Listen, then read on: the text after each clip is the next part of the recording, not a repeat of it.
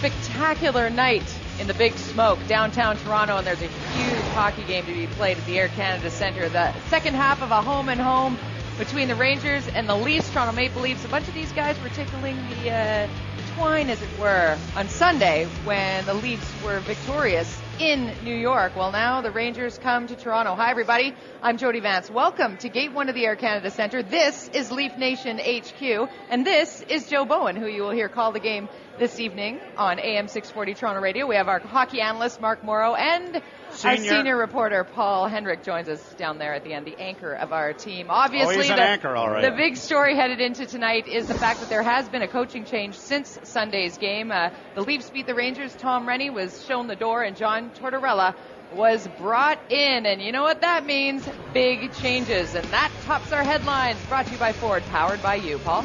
Jody, headline number 1. Can the Rangers win with a new bench boss in John Tortorella? Headline number 2. Will Vesa Toskala be sharp for 3 games consecutively? And headline number 3. Can Toronto's role players keep up the good work? Well, hired to be fired. Let's go to headline number 1. Tom Rennie, as Jody has mentioned, is the latest to go, but can a man who has guided a team to 3 consecutive 40-win seasons be deserving of a better fate? Did he deserve to be fired, Joe? Well, that's a question that has to be answered by management, and when you're a team that is sliding as fast and as hard as the New York Rangers are concerned, someone ends up having to pay the price, and unfortunately it was Tom Rennie, who is an outstanding coach. Now he's a little quieter. He's you can see all of these others that have gone by the way. Don't go to Europe either, because all of the ones that went to Europe to start have gotten canned already, so that's a little bit of a bad omen as well. But Tom Rennie is a really good X's and O's coach and a very good disciplinarian as well, but he's not fire and brimstone, and I guess that's what Glenn Sather felt that the Rangers needed right now.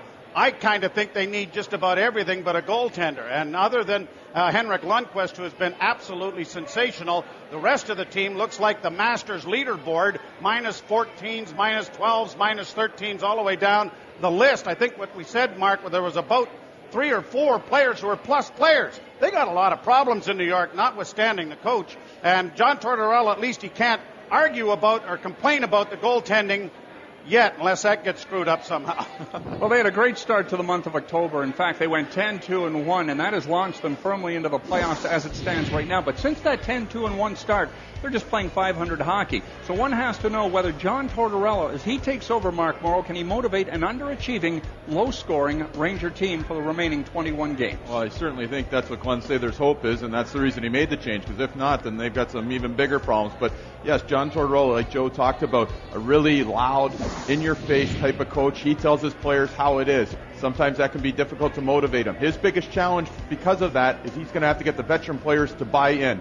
If they buy in and they're supporting him within that dressing room, the rest of the guys will follow suit. He had those challenges in Tampa Bay early on, but he got Dave Andrechuk, Tim Thomas, a couple of those other veterans to buy in. Took a little bit longer for some of their star players, St. Louis, LeCavalier, to get along and join the ship. But once they did, it resulted in a Stanley Cup.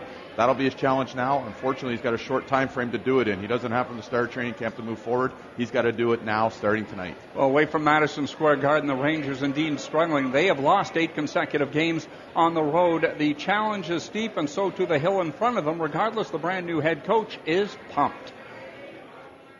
I am absolutely, I can't even tell you how excited I am. Again, I had a great time at TSN. Those people treated me so well, and I really enjoyed that. But to get back into it, and with a franchise like this, I'm flattered, honored, and excited. So I can't wait to get back at it. And the last time I coached was the World Championships last year, and I'm not. I don't have all the answers. I'm nervous. Sure I am. It's the right type of nervousness. I think it's a tremendous challenge to be in this league, and but there's no other place I'd rather be. And again, I'm the New York Rangers. I just pinch myself. I woke up the other night when I first got to the hotel. I didn't know where the hell I was in the hotel, and I woke up. I finally shook myself. I said, "Man, I'm going to be coaching the New York Rangers." So I make no bones about it. I'm terribly excited about it. Well, we take a look at Tortorella, take a look at Rennie. This guy is not as cerebral as the other coach was, and maybe what this team needs is a proverbial kick in the backside, and John can do it. Oh, absolutely. That'll be his modus operandi. I just wonder how come Pierre Maguire hasn't gotten a job yet. He's got everybody else job from TSN. Why not? He's never rumored to be in line for anything. So maybe that'll be the next coaching change. Well, let's go to Vesatoskala, headline number 2, and can he put back 3 consecutive great starts? And the truth be known, Ves has lost in regulation only once in his last 11 starts. And Mark Morrow, what did you like about his game Sunday in New York? I thought he played aggressively and played with confidence. Aggressively, confident, but also very poised. And he seemed to be able to do the little things that are required for him to play a good game, like finding the puck through traffic, having good rebound control, anticipating very well. You see here, nothing was a surprise to him. He was on top of every shot coming at him. 39 saves versus the Rangers last game, 41 for 39 saves, and then 35 against Vancouver. He is really feeling rested, motivated. He took quite a kicking there while he was hurt. Obviously had a sore groin, sore hip, and I think he's got some personal goals here to prove everybody wrong, and he's gone and shown it in the last couple of games. Well, had a career high of 33 wins last season, already has 20 this time around with 22 games left to be played. Our Randy Petrillo had a chance to talk with a few of the players this morning about their goaltender, namely Luke Schenn and Brad May. Brad, in Vesatoskala's last 3 starts, faced over 100 shots, only let in 6 goals, and giving you guys a chance to win. How much does that exude confidence throughout the team to give him the 2-0-1 record in his last 3 starts? Well, I think Ves has played really well. Obviously, I didn't know the numbers were that dramatic. 100 shots, we have to do a better job, obviously, limiting the chances against. But he's played great for us. We always talk about when the goalie makes that save, it always gets the team going the other way to score that goal. Do you really feel that when he does that? Well, there's no question. When you have good goaltending, you can play a little looser.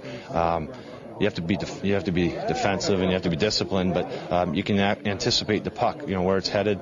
Maybe make that play a little sooner, and then all of a sudden, if you anticipate right, 2-on-1s, 3-on-1s, and certainly the ability to get out of the zone. So it starts with goaltending. Oh, he's been awesome. He's made some huge saves for us, and we've given up a lot of shots too, and he's probably the reason why we're in those games. He's made some big saves, and he's been awesome for us, and big saves at big times, and he's got some confidence going right now, and it's good to see that that he's played that way for us because we definitely need him. Communication huge between a goaltender and his defenseman. Are you getting a little bit more comfortable with each other, kind of knowing where each other's going to be and what you're going to do?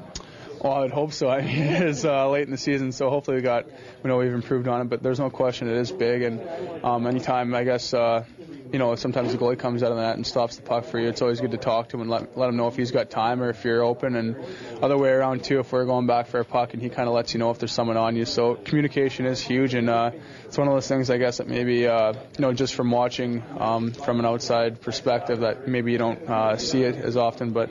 The communication between, I guess, your defenseman and the goalie is big, and it helps out a lot. Well, Ves's goals against and save percentage numbers aren't terrific, but Joe, are his last 3 starts indicative of the Vesatoskala we saw last season? Well, more like he played last year. I don't think there's any question about that. One of the things, too, and just listening to Luke Schenn and how articulate he is talking about his goaltender and in support of it.